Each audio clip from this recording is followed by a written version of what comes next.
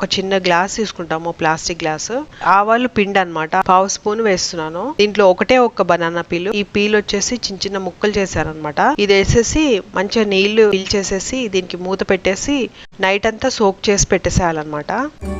ఒక నైట్ అంతా పెట్టిన తర్వాత లిక్విడ్ ని ఒక కరపులతోటి మంచి కలిపేసేయాలి. ఇది చాలా స్ట్రాంగ్ ఉంటుంది, ఇది డైరెక్ట్ గా ఇలా వేయకూడదు. ఈ బనానా పీల్ తీసేసేయాలి.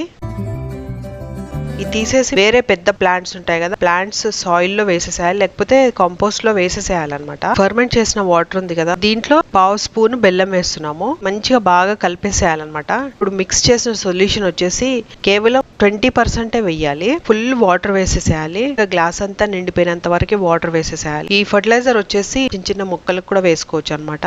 మంచి రూట్ ఫార్మేషన్ అవుతుంది. డిజీజ్ రెసిస్టెంట్ ఉంటాయి. న్యూట్రియంట్స్ అన్ని కూడా దీంట్లో ఉంటాయి. సీడ్లింగ్స్ బాగా గ్రో అవ్వడానికి, అలాగే జర్మినేషన్ బాగా జరగడానికి ఫర్టిలైజర్ వేయొచ్చు.